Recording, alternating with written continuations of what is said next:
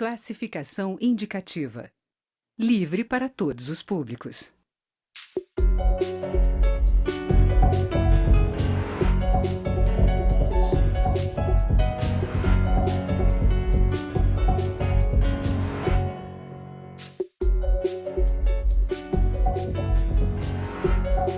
Olá! A Câmara dos Deputados aprovou em primeiro turno o fim das coligações partidárias para as eleições de 2020.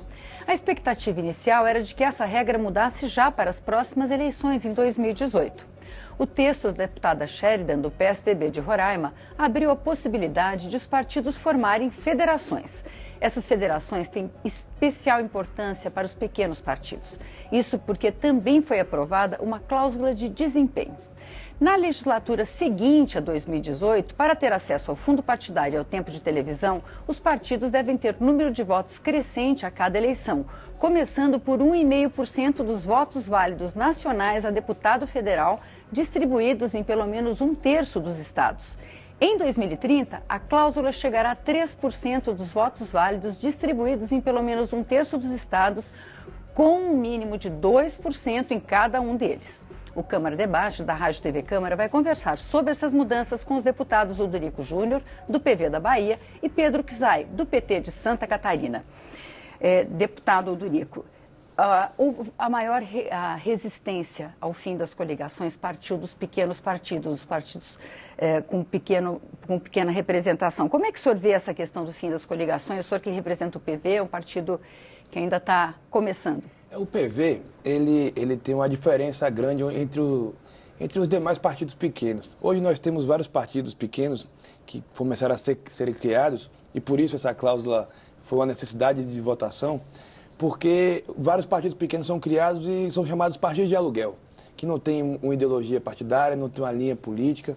Então, o PV, em grande parte dos estados, ele faz chapa pura. Em São Paulo mesmo, que é a maior capital, ele faz chapa pura. O PV só lança candidatos do PV, deputados federais, estaduais, só do PV. O que acontece é que essa regra de transição para 2020, para não ser agora, já em 2018, é para partidos pequenos poderem se organizar, poderem traçar uma linha em cada estado, para poder se adequar a essa nova regra. Eu acho que foi importante, foi um passo importante para 2020. Claro que não pode ser já a partir do ano que vem, porque os partidos pequenos têm o direito de poder se reorganizar nessa nova regra. Eu acho que foi um passo importante. Deputado Pedro Kizai, as coligações sempre foram bastante satanizadas como uma das dificuldades de criar a ingovernabilidade. Como é que o senhor vê o fim das coligações? Uma vitória, não tenho dúvida nenhuma. Eu vivenciei como prefeito de Chapecó, depois deputado estadual, deputado federal, as alianças na proporcional, muitas vezes com partidos tradicionais. Tu faz aliança programática dentro de um espectro político ideológico favorável e importante. Por isso, a possibilidade de federação. Mas outras é criar partido para que na aliança proporcional ou permita eleger um vereador, ou um deputado estadual, um deputado federal de uma legenda, quando o eleitor vota numa outro candidato de outra legenda. Então isso não é nem democrático, não é nem ético politicamente e se transforma num balcão de negócio. Eu lembro que um partido pequeno foi, quando eu era candidato a prefeito, em Chapecó, disse, nós temos lá tantos segundos de televisão, nós fizemos aliança com vocês na proporcional e desde que vocês pagam tanto para o tempo de televisão. Ele nem perguntou que programa de governo. Então, isso foi um avanço? Sim. O fim da aliança na proporcional foi um avanço. Eu queria em 2018? Sim. Mas vou criticar porque nós fizemos em 2020? Não. Eu vou comemorar. Para que esses partidos mais ideológicos se organizarem nessa transição. Vai manter ainda em 2018 o casuísmo, o oportunismo, o clientelismo, o balcão de negócio? Vai. Mas nós decidimos que em 2020 vai terminar. Então, eu acho que essa é a decisão. E quem usar esse modelo de negociar os partidos dessa forma como fazem hoje, em 2018, em 2020 provavelmente já não vão conseguir se organizar para poder fazer. Então, foi uma decisão importante, porque senão a gente fica, não fizemos nada. Não vamos discutir os temas ausentes, vamos discutir os temas presentes que nós votamos. O segundo, cláusula de barreira. Cláusula de barreira também foi uma conquista. Eu queria em 2018, sim, mas foi votado. Conseguiu-se para 2020. Tem que ter um mínimo para que o partido, e acho que a decisão tomada, de 1,5% até 3%, no mínimo, na dimensão nacional, é perspectiva de que o partido precisa crescer. Ele precisa se organizar, porque senão só fica partido de eleição. E partido de eleição pode não se organizar e não crescer. E aí, com isso, você vai ter a não recebimento de dinheiro público, do fundo partidário. Então, fundo partidário tem que ser para partido político. Essas agremiações de aluguel, de oportunismo, sem discussão de um programa, sem discussão de ideias. O eleitor, o cidadão brasileiro, tem que saber o PV defende quais as ideias. O PT defende qual, o outro partido defende qual. Ou seja, a gente permitir que o eleitor julgue no dia do voto a partir das ideias que ele tem como defensor para votar naquele partido isso que os defenda. E não abuso econômico. E por isso que acho que é o terceiro e último ponto, que isso que nós votamos ontem é o que nós queremos para a semana que vem. Para que a questão de ideias propostas se consolide nessas votações, que é discutir teto, tá? Discutir um teto para a campanha de gasto. Agora, deputado Odorico, no caso o seu partido tem 6 parlamentares hoje. Como é que fica para essas metas de crescimento, essas metas de consolidação dos partidos? Isso vai exigir que o PV, no início, componha federações? Como é que o senhor vê a questão das federações, da possibilidade de formação? A gente até votou na Câmara dos Deputados para não ter essa subfederação, né? Isso que estava querendo ser proposto. O que acontece é o que eu falei, o Partido Verde ele tem uma linha programática, ideológica, onde ele não é qualquer pessoa com qualquer propósito que sai candidato pelo Partido Verde, que o partido que fizer coligação tem que entrar num projeto ideológico, não só de eleição, um projeto de mandato, voltado às questões ambientais, à sustentabilidade, à defesa dos animais, do meio ambiente. E agora o PV tem a oportunidade de poder se reorganizar nesse novo modelo. Então, já que não vai ter coligação em 2020, nós vamos fortalecer ainda mais os estados, dando maior autonomia aos estados, ao partido no estado, para que ele possa montar uma chapa que realmente não precise de coligação, que possa fazer o coeficiente, que possa fazer deputados federais em todos os estados e poder trabalhar nessa nova forma que foi aprovada na Câmara dos Deputados. Nós não podemos fazer a mesma política que nós fizemos antes, porque fazer deputado não ter os votos proporcionais, não ter 1,5% dos votos, o PV teve mais de 1,5%.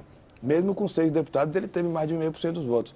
Mas é importante sempre crescer, porque é uma transição. É 1,5%, depois vai para 2%, depois 2,5%, até 2030 chegar a 3%. Então, o senhor descarta a possibilidade de federação. Por exemplo, do ponto de vista ambiental, o PV tem uma certa afinidade com a rede, apesar de outros pontos serem bastante diversos. Sim. O problema que eu acho de federação é que o acordo que é fechado em federação ele tem que ser alinhado em todos os estados. Então, por exemplo, na Bahia, por exemplo, que é o meu estado, pode ser que o PV seja oposição à rede em algum município, em algum lugar. Então, ser obrigatório ser unido em todos os estados, em todo o país, é impossível não dar conflito em um estado, né? Então, por isso, eu acho que até por isso não foi aprovado ontem a questão da subfederação. Então, deputado Pedro, essa questão da verticalidade, a aliança que eu faço aqui em cima, para o cargo para o majoritário, para o presidente da República, ter que seguir até o fim. Como é que o senhor vê essa questão e diante dessa proposta de federação? É positiva, porque você discute o país, que interfere lá no Estado, que interfere nos municípios. Se eu penso o Brasil como um projeto de nação, fortalecer a educação pública, a universidade pública, a escola técnica pública, portanto, tu defende esse projeto, quais os partidos que estão sintonizados nesse projeto? Quais os partidos que são contra, que são a favor de privatizar, não ter universidade pública, não ter escola técnica? Se juntam com outras federações. E terceiro, dá autonomia do partido fazer federação ou não. Ou seja, ele monta uma estratégia de participar da construção de federação. Por que a federação? Não é a ideia tanto de aliança e verticalização. A ideia de federalização, que eu acho que é aí que foi positivo, não votar a subfederação, porque tu fazia nacionalmente PT e PV. Mas lá no Estado tu fazia com outro partido. A subfederação, que é negativa. Quem está em casa, a subfederação é que permitia que a aliança que foi feita nacionalmente poderia ser diferenciada lá no Estado. Então, como é que tu vai fazer uma aliança nacional, um projeto para o Brasil? Não foi rejeitado. Uma subfederação de A, B e C. No Estado pode ser só A e B, ou B e C. Entendeu? Entende? Então, eu concordo com a necessidade de construir projetos programáticos, porque nessa questão do presidencialismo de coalizão, a gente convive aqui no Brasil, e principalmente no Congresso Nacional, que um presidente é eleito com 54, 55 milhões de votos, mas os partidos que construíram essa aliança não têm os votos suficientes aqui na Câmara. E aí vira alianças, que muitas vezes aliança não de um programa de governo, mas aliança para manter a governabilidade. Então nós temos que avançar para uma outra direção, que quem ganha o projeto nacional seja em aliança de partidos verticalizado para construir aquele programa, que o povo legitimou.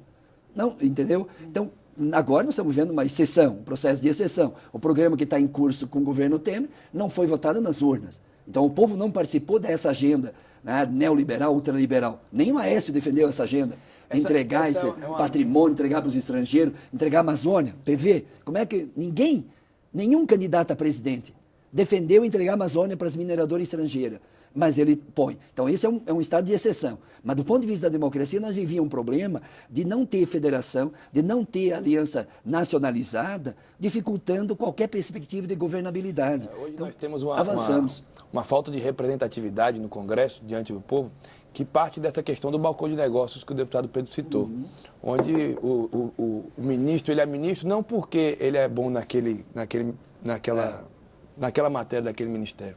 Ele é porque ele representa um partido e ele está ali para 20 deputados, para poder tá sempre atendendo os 20 deputados, mandar emenda mais para os 20 deputados, e não entende do assunto como o ministro da Economia tem que ser, o ministro do Planejamento tem que ser o melhor, o ministro do Ambiente tem que ser o melhor sobre o meio ambiente. Então, a partir do momento que você escolhe alguém para ser ministro, não pela sua qualidade técnica, mas por questão de partidárias, muitas vezes de partidos que não estavam, inclusive, no projeto eleitoral. Isso aí é o que o povo reclama bastante. Eu acho que com essas restrições de cláusula, com essa questão de coligação, nós vamos poder dar uma outra cara para o próximo mandato aqui na Câmara dos Deputados. E daqui a pouco a gente vai conversar sobre financiamento de campanha. Até daqui a pouco.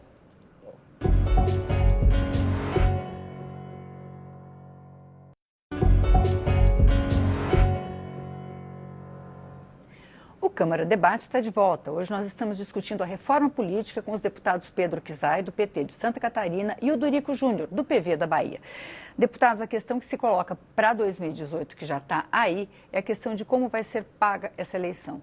O STF decidiu, isso já tivemos até uma eleição nesse regime, de que não é possível haver o financiamento empresarial de campanha. A gente tem diversas propostas de fundo eleitoral, né, de soluções de um fundo, como financiar com dinheiro público as eleições. Qual a solução que o senhor acha mais adequada, deputado? Primeiro, essa questão de voltar a financiamento empresarial é um absurdo, né? Todos os dias a gente está vendo nos jornais escândalos de corrupção, que todas elas começaram a partir de financiamentos privados, de grandes empresas, de benefícios concedidos por partidos aqui dentro. Para favorecer as empresas, as grandes empresas desse país. Então, é uma coisa descartada. Nós temos 2 projetos na infra para poder serem votados ainda na Câmara. Um deles é do Caiado, onde ele transfere o Tempo TV, aquele 1,5 bilhão que já existe, que são pagos a Tempo TV, que seria descartar o Tempo TV e passaria esse valor ser destinado para campanhas, que aí não haveria custo para o Brasil. Seria só uma transferência de um lugar para o outro. E só haveria campanha na televisão no ano de eleição, é isso? Isso.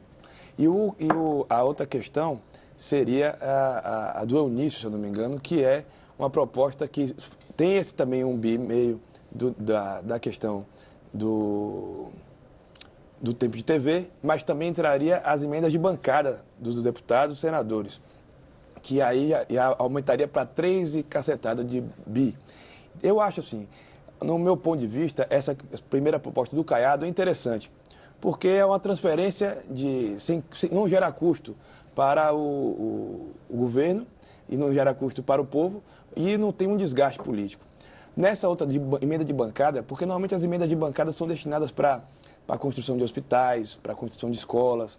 Então, deixar que o Estado não receba essas emendas que são importantes demais para o desenvolvimento da região, por conta de campanha eleitoral, já é uma questão a se discutir mais, a se pensar. Eu ainda vou ler as 2 propostas por inteiro para poder estar bem atento sobre essa questão das emendas de bancada, sobre a questão do fundo partidário. É importante ter um fundo público. Isso é importante, mas nós não podemos tirar da educação, da saúde, daquilo que é direcionado ao povo para poder fazer campanha eleitoral. Deputado Pedro Kizai, como é que o senhor vê aí o financiamento das campanhas? Em primeiro lugar, eu acho que eu acompanho a fala do Dorico do ponto de vista do financiamento. Acabar de vez qualquer possibilidade de volta do financiamento empresarial de campanha. Não tem como, com todas as denúncias de corrupção, não tem um político se não tiver um empresário casadinho junto. E onde que ocorre essa relação promíscua de que se conlui no financiamento de campanha. Portanto, superar isso é efetivamente enfrentar o debate da corrupção. Porque senão a gente vai reproduzir e fazer discurso moralista que combata a corrupção, quero ver os corruptos na cadeia, mas não enfrenta o sistema que produz o processo promíscuo. Tem que proibir que empresário ponha dinheiro na mão de político. Esse é o primeiro ponto. Segundo, a questão dos gastos na campanha. Em duas direções eu respondo. A primeira, a necessidade e hoje nós estamos buscando o casamento entre financiamento de pessoa física, mas aí tu tem que limitar quanto que a pessoa do autofinanciamento e da pessoa física. Hoje não pode, na atual regra, e por isso que semana que vem, nós temos que aperfeiçoar, hoje uma pessoa pode dar 10 mil para um deputado estadual, 10 mil para o deputado federal, 10 mil para o senador, 10 mil para o governador, 10 mil para o presidente, no ano que vem a eleição. Ou seja, 60 mil, porque é 2 senadores, 60 mil. Eu acho muito isso. Então, eu defendo que tem que ser no máximo 10 mil e ele escolhe se vai dar 10 para um ou distribuído esses 10 mil. O segundo ponto, o teto dos gastos. Hoje, um deputado federal em São Paulo pode gastar 6 milhões, 7 milhões, no Rio de Janeiro pode gastar 7 milhões de reais, se a eleição manter a regra atual. Isso é um absurdo. Onde é que tu vai buscar 7 milhões? Ou vai ser desigual, aquele que não tem quase nada, com aquele que pode angariar dinheiro da onde? 7 milhões. Então tem alguma coisa errada. Então tem que reduzir o teto. O teto tem que jogar o quê? 60%, 70% da média dos gastos de cada estado. Santa Catarina, no meu estado, se a média foi 1.300.000, põe 70%, 60% disso, põe lá 700, 800 mil como média para gastar. Então, essa é a primeira coisa. Para daí, terceira coisa, discutir o fundo público. Daí o fundo público dentro do quê? De uma campanha barata, de uma campanha transparente. E aí, como na Europa, é isso, como na Europa. Na Europa tem fundo público, nos Estados Unidos tem fundo público, da denúncia da Enron, lá o escândalo da Enron em 2001, fez o quê? Suprimir o financiamento direto empresarial. Eles encontraram outro subterfúgio nos Estados Unidos agora para arrecadar nas primárias, para juntar dinheiro, mas é proibido lá, como na Europa. Se cria fundos públicos, que é a forma mais barata, mais transparente. Porque essas denúncias todas é o quê? Em grande parte, a Lava Jato é o quê? É dinheiro público de contratos de empresas estatais transferida para campanhas eleitorais com a mão privada. Com a mão privada. Senão a gente é hipócrita. Se a gente é hipócrita. Então vamos enfrentar isso. Fim, não permitir que empresário ponha dinheiro na campanha. Pessoa física limita 10 mil, por exemplo. Fundo com teto de gasto, porque daí tu diminui todos os gastos, aí o cara tem que ir lá falar, gastar saliva, conversar com o povo, discutir ideias, discutir propostas, discutir projeto. É isso que é a política, a democracia é isso. Então, PV... também deixar o deputado falar, o candidato falar sem fazer muita... É isso, entendeu? E terceiro e último lugar, na próxima semana, nós na infraconstitucional que nós vamos ter que votar aqui, esse é o grande ponto. O que nós queremos e de onde vem o recurso. Eu acho que dá para discutir formas alternativas sem retirar das políticas públicas e políticas sociais. Agora, o povo tem que perceber como está tudo demonizado, como está tudo criminalizado. Fundo público parece que é o mal, é a perdição, é o inferno para a política. Às vezes, os fundos privados, as formas privadas, está aí Joesley, está aí Batista, está aí a quadrilha montada nesse país. Quais os maiores empresários do país? Pô, se os caras têm 20% da proteína animal do planeta, compram 1.028 deputados ou políticos e assim por diante, essa promiscuidade que tem que acabar. Como? Impedindo o financiamento. É dinheiro. Quem tem dinheiro, não diz assim, quem põe o dinheiro que manda dançar a música. Então tem que fazer esse enfrentamento. Semana que vem, se os deputados não votar aqui uma nova perspectiva de teto, de gasto, de pessoa física, do autofinanciamento, e definir o teto, e de onde virá o recurso, nós aí sim vamos fazer demagogia aqui. A grande verdade é que as empresas, elas não gostam de ninguém, não têm amor por ninguém. Se elas estão ali botando 300 mil, 500 mil na campanha do deputado federal, ela vai cobrar isso a juros altos. Às vezes não com retorno financeiro, mas com favores que são importantes do interesse da empresa. E quando o deputado ele passa a trabalhar aqui dentro da Câmara, trabalhar dentro do Senado, em benefício de empresa, não em benefício daquilo que a linha partidária dele fala, daquilo que ele acredita politicamente, ele deixou de ser deputado federal para ser o representante da empresa dentro da Câmara dos Deputados. E olha, Vânia, só para esses 30 segundos, aqui tem nos bastidores, não se diz, mas tem a bancada da bala, por quê? Financiada por as empresas que querem armar a sociedade. A bancada dos banqueiros, da FEBRABAN, que não quer ISS para todos os municípios e arrendamento mercantil para todos os municípios. Eu lembro quando eu propus a emenda aqui, quando eu cheguei como deputado, a FEBRABAN já queria jantar comigo. Por quê? Porque queria influenciar para eu retirar a emenda, para não distribuir esses recursos para todos os municípios de arrendamento mercantil, de ISS. Quando eu fui prefeito de Chapecó, enfrentei os banqueiros, porque esse dinheiro tem que voltar. Então, não é possível. As bancadas, tem bancada privatizada aqui. Se privatizou o parlamento brasileiro, como é que tu desprivatiza e faz o político estar a serviço do povo, tirando o financiamento privado empresarial? Agora, uma questão que já foi superada dessa vez, mas que eu gostaria de saber qual a expectativa dos senhores, se volta ou não, a transição do nosso sistema atual proporcional para um sistema misto. O distrital misto, não o distritão misto, não o distritão, mas o distrital misto. Eu acho que o distrital misto é um modelo a ser discutido. Eu votei contra o modelo distritão, para transição para distrital misto depois, porque o modelo distritão, para mim, é uma aberração e totalmente diferente do distrital misto. Não do distritão misto, que também é outra aberração, mas do distrital misto, que é um modelo que pode ser discutido sim. O distritão é o modelo que faz exatamente o que o povo está pedindo, ao contrário. O povo quer eleições mais baratas. O distritão encarece as eleições. O povo quer oxigenação, mudança de parlamentares. Facilita a reeleição de quem está no mandato.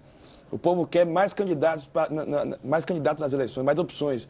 Essas diminuem os candidatos, vai ser poucos candidatos. Então é exatamente o que o povo não quer, é o distritão. E isso facilita o quê? Facilita aqueles grandes caciques que estão aqui há muito tempo, que querem se reeleger, que têm uma preocupação enorme com o foro privilegiado, que também é outro absurdo que a gente tem que tirar também daqui, e que não representa aquilo que o povo quer. Então, usar da desculpa que vai fazer uma reforma porque o povo está pedindo reforma e votar algo que é totalmente ao contrário do que o povo está pedindo, realmente é um absurdo ter a chance de poder se passar. Ainda bem que ontem faltou 103 votos para poder aprovar. Foi boa, foi uma vitória. Eu acho que nossa bancada chegou ao limite de apoiar o distrital misto alemão, né, que ele é, em grande parte, proporcional. É o distrital misto alemão, porque ele permite, no distrito, tu elegeu metade dos deputados, por exemplo, na Santa Catarina 16, tu elege um em cada distrito, e os outros 8 tu elege de forma universal, proporcional. Então, tu permite as duas realidades. Esse era o limite nosso. Agora, concordo com o Dorico, o distritão é abuso econômico, é o hiperpersonalismo, é o desmonte da democracia e dos partidos políticos. Precisa tu desmonta partido, desmonta a democracia. Tu encontra outro jeito de fazer. E terceiro, o que mais me chamou a atenção é que os deputados que estão com medo da reeleição estavam mais simpáticos que o distritão. No meu estado, os deputados que votaram em proteger o Temer são os que votam no distritão. É muito simpático, porque quem se desgasta protegendo o governo pelos negócios de bastidor, o povo não perdoa. Então, ou está na lista da Lava Jato, ou está denunciado tal e tal situação, ou está protegendo uma política que é impopular.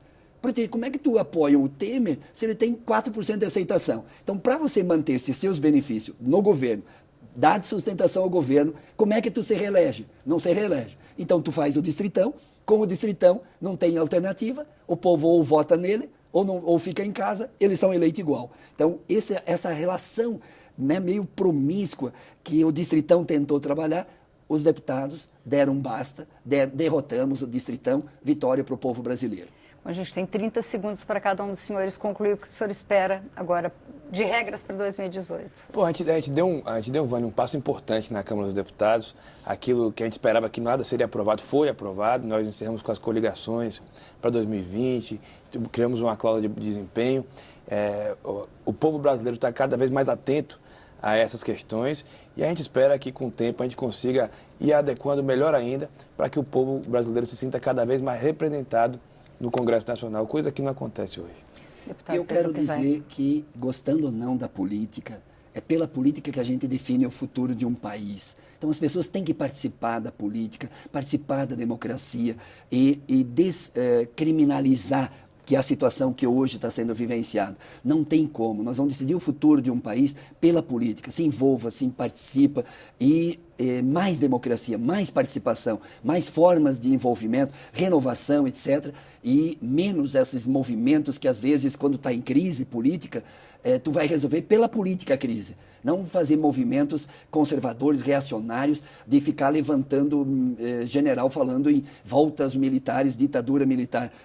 Isso aí é a excrescência. O povo quer liberdade, o povo quer democracia, o povo quer ter o direito de escolher o seu representante. E ano que vem tem eleições, escolha democraticamente o seu deputado estadual, o seu deputado federal, seu senador, seu governador, seu presidente. Não tem coisa melhor do que devolver para o povo o poder de escolher o presidente da República, sem golpe parlamentar e sem golpe militar, porque isso seria uma excrescência de qualquer esses movimentos aloprados aí, irresponsáveis, para não dizer crime contra a democracia, fazer esse tipo de movimento. Vamos falar e devolver o poder ao povo escolher os seus representantes. Muito obrigada, deputado Dorico Júnior. Muito obrigado, deputado Pedro Kizai. O Câmara Debate termina aqui. Você pode rever ou compartilhar estes programas na nossa página câmara.leg.br ou no YouTube. Obrigada pela audiência e até a próxima.